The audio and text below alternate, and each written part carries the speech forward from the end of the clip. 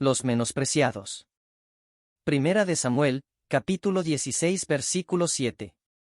Y Jehová respondió a Samuel: No mires su apariencia, ni a lo grande de su estatura, porque yo lo desecho, porque Jehová no mira lo que mira el hombre, pues el hombre mira lo que está delante de sus ojos, pero Jehová mira el corazón. Todos hemos leído alguna vez la historia de David, y cómo fue escogido por Dios para ser rey de Israel.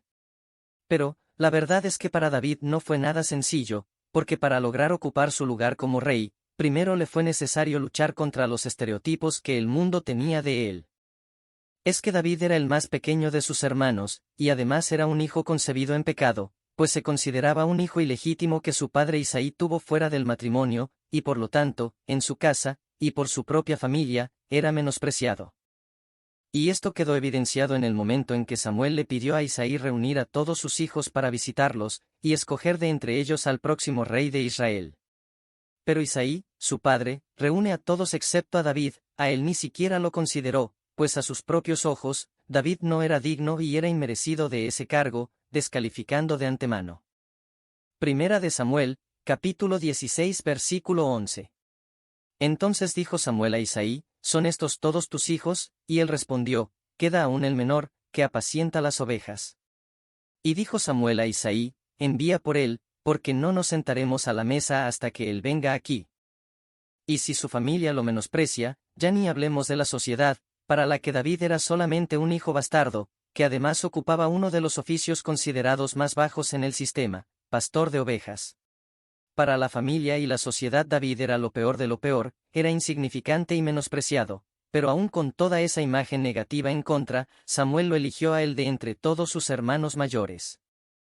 Primera de Samuel, capítulo 16 versículo 13a. Y Samuel tomó el cuerno del aceite, y lo ungió en medio de sus hermanos, y desde aquel día en adelante el Espíritu de Jehová vino sobre David. Pero las cosas no mejoraron mucho a partir de ahí, de hecho vinieron contra el pueblo de Israel, Goliat y los filisteos, y los retaron a batalla, pero todos los soldados temblaban de miedo al ver a Goliat y su gran estatura. Y cuando David se ofreció a pelear contra ese hombre de casi 3 metros, todos se burlaron de él, pues lo seguían considerando muy poca cosa.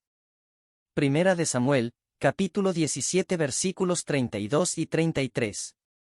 Y dijo David a Saúl: No desmaye el corazón de ninguno a causa de él, tu siervo irá y peleará contra este filisteo. Dijo Saúl a David: No podrás ir contra aquel filisteo, para pelear con él, porque tú eres muchacho, y él un hombre de guerra desde su juventud. O sea que no solo lo menosprecia su familia y la sociedad, sino que también su rey, el rey Saúl, quien lo desmeritaba diciéndole que no podría pelear contra Goliat, porque era muy pequeño, y un simple pastor, y Goliat un hombre de guerra de toda la vida. Pero el menosprecio no paraba ahí, sino que incluso el mismo Goliat también lo menosprecia. Mira. Primera de Samuel, capítulo 17 versículo 42. Y cuando el filisteo miró y vio a David, le tuvo en poco, porque era muchacho, y rubio, y de hermoso parecer.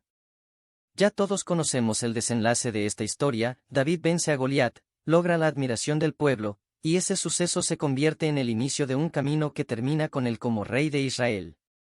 Pero podemos entender que ese camino no fue nada sencillo. A pesar de tener la unción y la bendición de Dios, David tuvo que vencer miles de voces que le gritaban que él no podría, que no era digno, que no era capaz, etc. David tuvo que sobreponerse a las voces de su cabeza que le gritaban que era un hijo bastardo, a las voces de su familia que le gritaban que era pequeño e ilegítimo, a las voces de la sociedad que minimizaba su oficio, a las burlas de todos aquellos que no creían ni confiaban en él, hasta lograr convertirse en lo que Dios le había llamado a ser. Pero esto solo pudo ser logrado, porque David no se veía a sí mismo como los demás lo veían, y porque no prestaba atención a las voces que intentaban definirlo, sino que solamente prestaba atención a lo que Dios decía de él, y se veía a sí mismo de la manera en que Dios lo veía.